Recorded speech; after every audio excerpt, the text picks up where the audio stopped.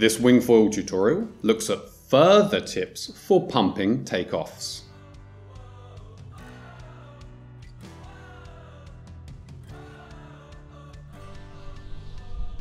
In part 1, I explained the training steps and pump takeoff technique. The pump takeoff is a clever way of synchronizing two movements. The first movement is a vertical extension and contraction of your body. As shown, this effectively changes the weight that you apply to the board.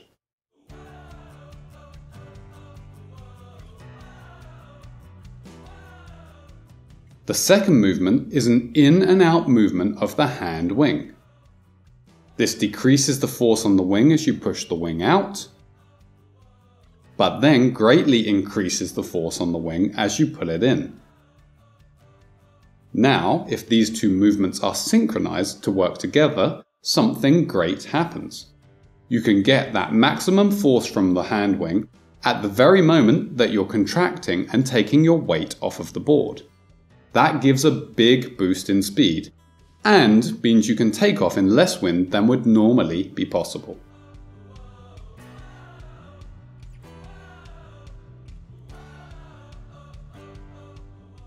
I mention this because I still frequently see people get the synchronization wrong.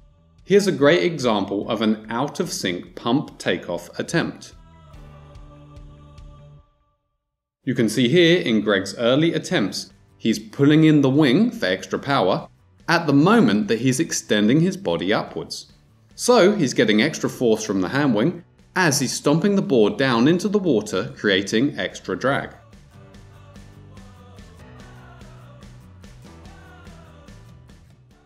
That means he hardly gains any speed from his wing pumps. In fact, he'd be better off just pumping the hand wing on its own. If this looks like you, I'd strongly recommend working through the practice steps in part 1. These were explicitly designed to avoid bad synchronization. If you're not sure if you've got this synchronized or not, there's a very good way to tell during the training steps. If you are doing it right, then, as mentioned, you're contracting downwards as you power the wing. With weight off your feet and extra wing force, you should easily shunt forwards. The further that you shunt forwards, the better your technique, and the more likely it would have been that your board could start to lift out of the water. Keeping the wing lowered helps get a bit more from it. In my training steps, I use more of a climbing and descending wing movement. That's primarily designed to make sure that you get the synchronization correct.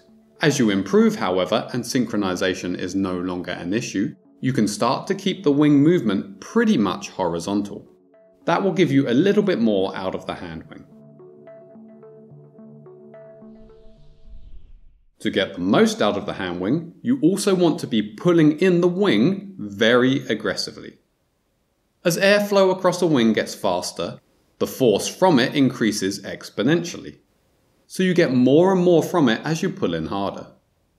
When you release the wing outwards, however, you want to be quick, but you don't want to force the wing away. Then the wind could even push back into you and slow you down a bit. So move the wing out fairly quickly with the wind and then pull in aggressively.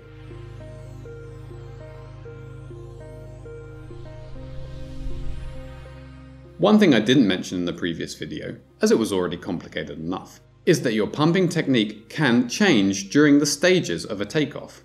You can begin with wing-only pumps. That gives a slight speed boost without much energy expended.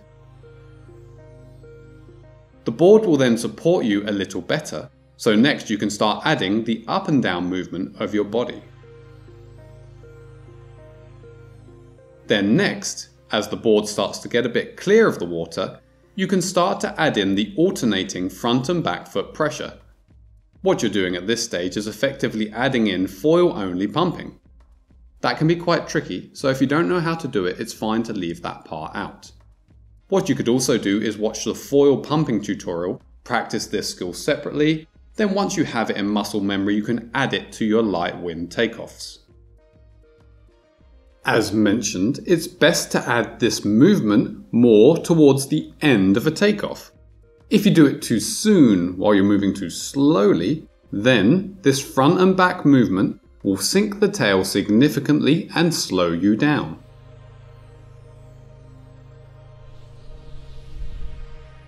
Once your technique is correct, there are two big factors that will affect how little wind you can take off in. Firstly, there is gear, of course. That's an extensive topic for a separate video.